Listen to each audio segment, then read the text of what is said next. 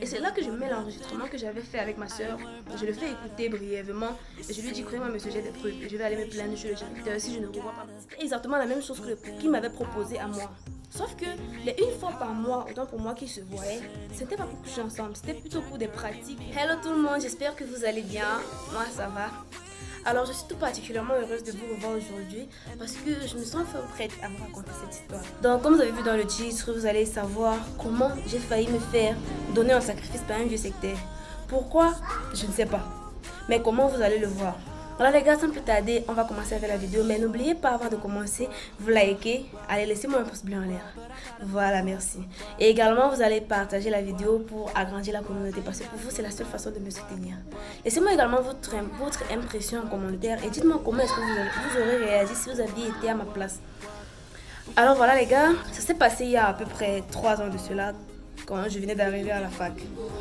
Donc, pour ceux d'entre vous qui ne le savent pas, j'ai fait mes études secondaires dans la région de l'Ouest du Cameroun, ma région natale. Alors après mon bac, je vais à Douala, le parfait exemple de l'exode rural en fait.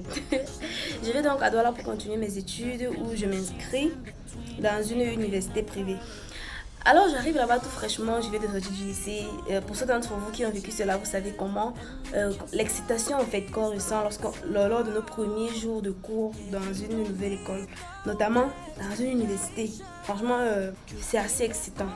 Et puis voilà, les cours ont repris, il y avait de nouvelles notions, il y avait de nouvelles matières. C'était pas facile à assimiler, mais bon, j'essayais de tenir le coup du mieux que je pouvais.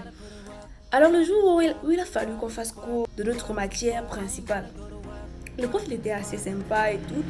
Et puis, je sais pas si je paraissais être la plus jeune de la classe ou peut-être c'était vraiment le cas, bon, je sais pas trop.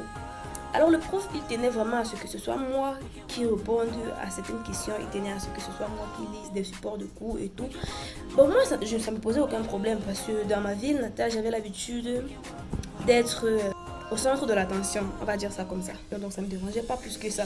Et puis c'était une occasion pour moi de poser toutes les questions qui me dérangent, de poser toutes mes préoccupations et tout. Et puis voilà, le prof était assez sympa. Le jour où on vient désigner le délégué de classe, moi je ne me suis pas portée volontaire. Parce que, à vrai dire, j'en avais un peu marre d'être toujours déléguée de ma classe.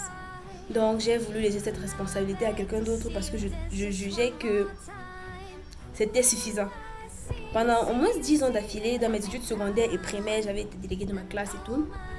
C'est pour ça que je disais que j'avais l'habitude de me sentir au centre de l'attention. Donc voilà, lorsque on s'est porté volontaire, moi je ne me suis pas portée volontaire, le vote a été fait et les délégués et vice-délégués, je pense que c'est comme ça que ça se dit, ils ont été désignés. Et puis voilà, après cela, on a fait cours peut-être une semaine après avec notre professeur principal. Il arrive et comme d'habitude, c'était à moi de lire le support de cours. Bon, j'avoue quand même que plusieurs personnes apprécient ma façon de lire, donc je me suis dit à la base que s'il a voulu que ce soit moi qui le lise à chaque fois, peut-être que la première fois quand je l'ai lu, il a apprécié. Donc voilà, après il y avait des tâches à confier et puis il me les confié à moi. Moi, pour un début, ça m'a pas dérangé. Et puis voilà, 2 semaines après, le prof il revient et il avait encore des tâches à confier et c'est à moi qu'il les a confiées. Je lui ai dit, mais monsieur, attendez. Bon, je l'ai dit de façon respectueuse, hein. Il ne faut pas que je passe pour une élève, pour une étudiante.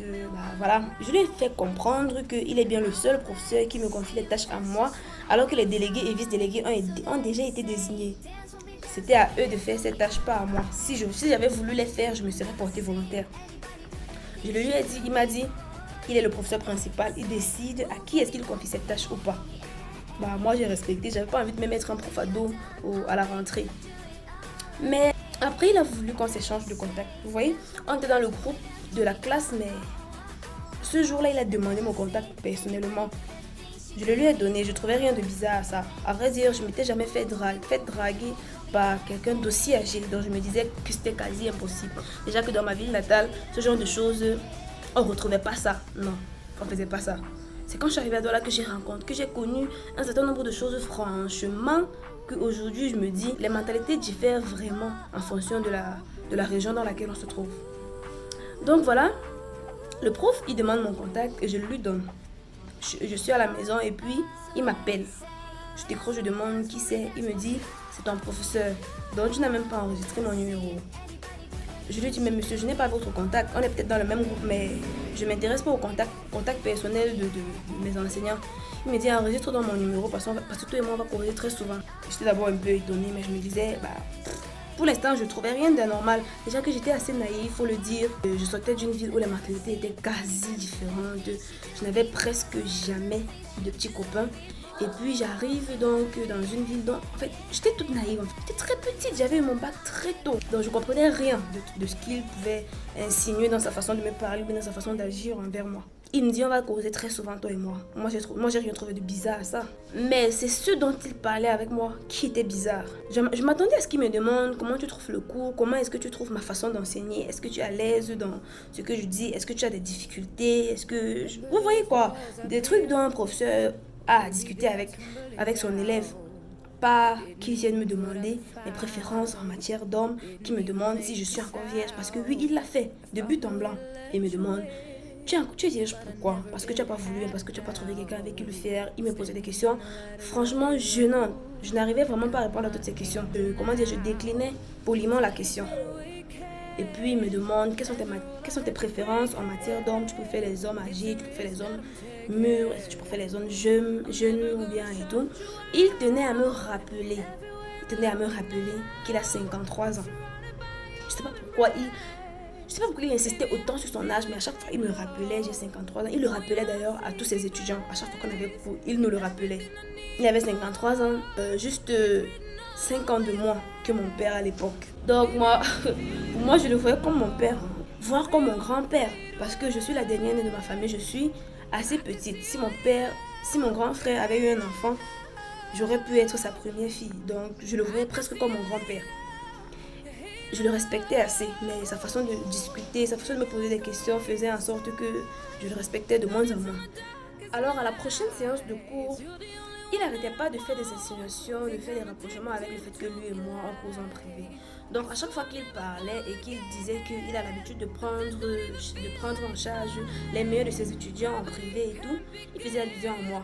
Alors que moi, en réalité, je savais que lui et moi, on était en contact en privé, mais ça n'avait rien à voir avec l'enseignement. Donc, de quoi il parlait avec moi, franchement, c'était déplacé, je trouvais ça.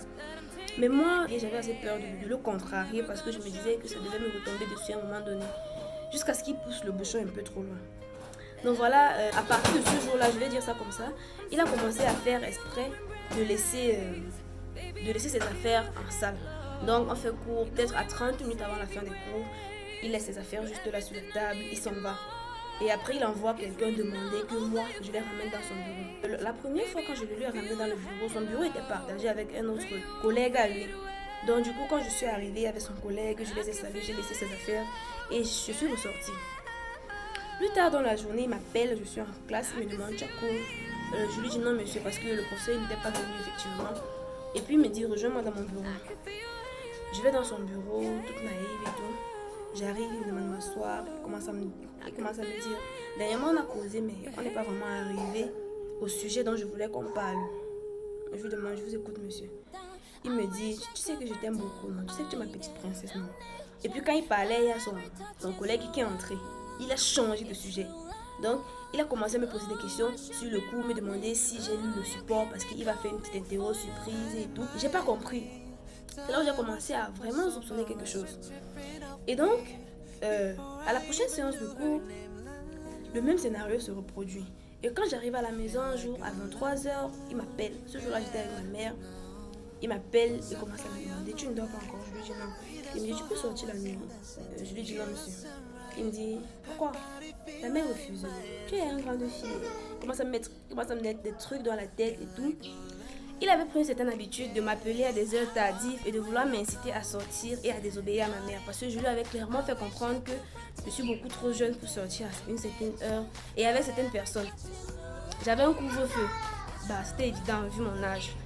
Alors voilà, le monsieur cherchait à tout prix à m'inciter, à me faire comprendre que donc, je suis à l'université maintenant, je suis une grande fille, si je veux sortir, je dois sortir. Je dois imposer mon respect, il me racontait des trucs, franchement. Quand je regardais l'âge qu'il disait qu'il avait et je voyais la façon dont il se comportait avec moi, j'étais vraiment écœurée. Donc j'en ai parlé à ma mère et puis ma mère m'a conseillé d'aller parler à l'administration. Parce que Dans le règlement intérieur, ce genre de choses sont interdites. Et franchement, même la morale l'interdit, honnêtement. Alors voilà, ma mère m'a demandé d'aller parler à l'administration. Je suis donc partie me renseigner auprès de qui je devrais me plaindre si ce genre de choses m'arrivait. Et figurez-vous, c'est auprès de lui que j'étais censée me plaindre. Donc, un professeur m'a demandé d'aller me plaindre chez le... Comment on l'appelait déjà? Le chargé de département. Je crois que c'est comme ça qu'on l'appelait. Et quand je vais, on m'indique le bureau, je me rends compte que c'est son bureau. J'espérais que ce soit son collègue de bureau, mais quand j'arrive, je me rends compte que c'est lui en fait. Donc c'est chez lui que j'étais censée venir me plaindre, que lui, il me harcelait.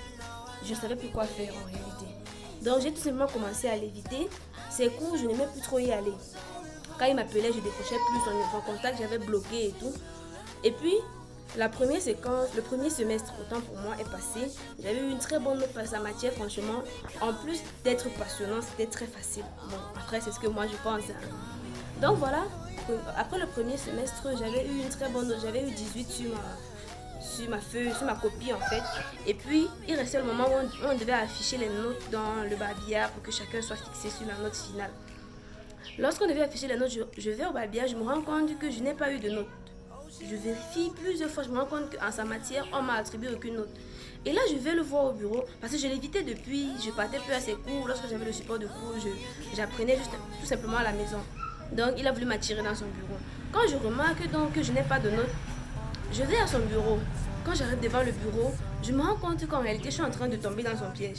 Et puis, je vais appeler une copine. Je lui demande, viens, on va dans le bureau de tel professeur. Donc, je lui explique un peu que je n'ai pas eu de notes et j'aimerais qu'elle m'accompagne. Mais je ne lui ai pas expliqué le fond en comble ce qui se passait. Je vais donc dans son bureau. J'arrive avec ma copine. Il était assez déçu que je sois avec ma copine. Il a voulu l'envoyer acheter du coca. Qu'elle aille lui acheter à boire et elle revient. En temps, lui et moi, on discute.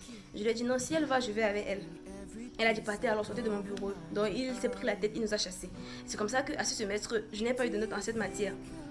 Il fallait que je me plaigne, mais c'est à lui que j'étais censée me plaindre. Je trouvais vraiment cette administration incompétente, mais je n'avais pas le choix que de subir. Alors, au semestre suivant, par chance, ma soeur était au pays.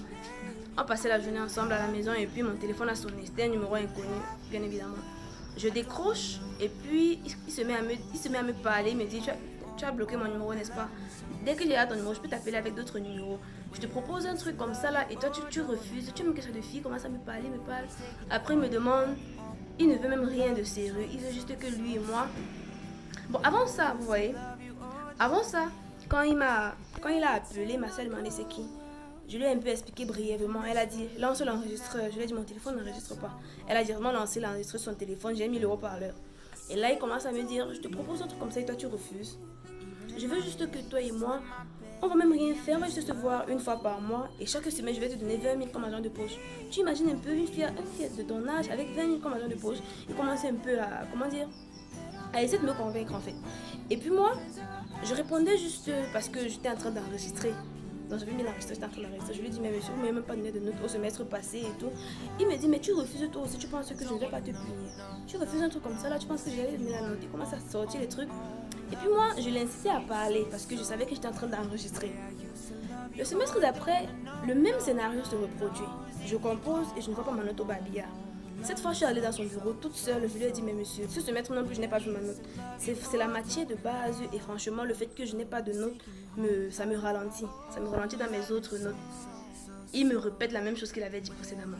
Que franchement, tu penses que tu refuses un truc comme ça et je ne vais pas te punir. Il commence à me sortir des trucs. Je commence à lui dire, monsieur, ce que vous faites n'est pas bien, c'est pas normal, ça ne se fait pas et tout. Il me demande de ne pas lui faire la morale. Il commence à monter sur ses grands chevaux. Et puis moi, je lui ai dit, je vais me plaindre à l'administration. Je vais aller me plaindre directement chez le directeur. Il me dit, tu n'as aucune preuve. Et vraiment, je n'avais aucune preuve. Je n'étais pas censée avoir de preuve en fait parce que le monsieur, il ne m'écrivait jamais. Toujours il appelait. Jamais il ne m'avait écrit. Pas une seule fois. Donc il ne se doutait pas que j'aurais pu enregistrer. Et c'est là que je mets l'enregistrement que j'avais fait avec ma soeur. Je le fais écouter brièvement. Et je lui dis, croyez-moi monsieur, j'ai des preuves. Et je vais aller me plaindre chez le directeur si je ne revois pas ma note. J'ai dû rassembler tout le courage que j'avais en moi pour pouvoir lui sortir cette phrase parce qu'il me faisait peur. Il me faisait vraiment très peur. Et puis là, quelques jours plus tard, je vais au babillard et je vois qu'on a changé de liste et il y avait bien ma note dessus. Il y avait même ma note de la première séquence on avait précisé que je n'avais pas eu de note à cause d'un problème technique et tout. Bref, c'était pas important. Le plus important, c'était que j'avais retrouvé ma note et je n'avais plus dans les pattes vu que le semestre était fini. L'année suivante, on ne l'avait plus comme professeur. Donc on se croisait juste quelques fois dans la cour et tout. Et puis un jour, j'ai entendu une histoire. Comment c'était une fille en train de se raconter entre elles qu'elles ont perdu leur copine. Et puis elle parlait, on était à la cantine. J'ai un peu tendu l'oreille, j'ai entendu, elle racontait qu'elle flirtait avec le professeur là. Il y a l'une d'entre elles qui disait que ce qu'elle faisait avec le prof là, elle pensait qu'elle allait vivre longtemps. C'est là maintenant je me suis intéressée à la conversation. Je lui ai demandé, expliquez-moi un peu qu'est-ce qui s'est passé. C'est là où les filles m'expliquent que c'est une camarade à elle avec qui ils ont fait la première année. C'était la plus jeune d'entre elles apparemment. Apparemment le monsieur avait l'habitude de cibler les jeunes filles. C'était la plus jeune d'entre elles et elle s'est fait avoir par l'argent et tout parce que honnêtement en cette période, je dis en cette période mais ça n'a pas toujours changé, ça a même plutôt empiré. Les filles sont tellement attirées par le luxe moins cher et tout. Donc le fait que le monsieur lui dise qu'il devait se voir une fois par mois et qu'il devait lui donner 20 000 francs par semaine, ça l'a convaincu apparemment, c'est ce qu'elle m'a dit. En fait, c'était exactement la même chose qu'il m'avait proposé à moi. Sauf que les une fois par mois, autant pour moi qu'ils se voyaient, c'était pas pour coucher ensemble, c'était plutôt pour des pratiques un peu bizarres. Elle n'a pas voulu préciser, donc je te dis que lorsque leur copine est tombée malade, c'est là où elle leur a expliqué que lorsqu'ils se voyaient, ils lui faisaient des pratiques assez bizarres. Il disait que c'était ses fantasmes et tout. Et c'est lorsqu'elle est tombée malade qu'on l'a éclairci sur le sujet et qu'elle a compris qu'en réalité le monsieur l'avait donné en sacrifice tout ce temps. Donc elle a rendu l'an plus tard et moi ça m'a juste glacé le sang et j'étais vraiment, comment dire, je sais même pas ce que je vais dire en fait parce que cette histoire continue de me bouleverser. Je vous ai dit au début, je me sentais prête de vous raconter cela mais franchement des histoires comme ça là méritent d'être racontées. Il faut qu'on conseille nos jeunes sœurs sur le sujet, qu'elles apprennent à éviter les pièges de ce genre de tyrans parce que franchement il y en a un paquet. Quand je dis un paquet, mais vraiment un paquet, parce que c'est pas la seule histoire qui m'est arrivée. Dans une prochaine vidéo, je vais vous raconter une autre histoire qui m'est arrivée du même genre, mais pas avec un professeur, plutôt avec des camarades de classe. Alors les gars, dites-moi, donnez-moi vos impressions dans les commentaires concernant mon histoire et surtout dites-moi comment est-ce que vous auriez réagi si vous aviez été à ma place. Alors les gars, nous voici arrivés à la fin de cette vidéo. N'oubliez pas, si vous n'avez pas encore likez, surtout commentez pour me donner vos impressions parce que c'est très important pour moi. Je me sens toujours pas vraiment à l'aise d'en parler, alors j'espère vraiment que les commentaires ne vont pas juste venir aggraver mon malaise. Alors les gars, on se dit à très bientôt dans une nouvelle vidéo. D'ici là, portez-vous bien, je vous aime, je vous adore. Bisous, bye bye.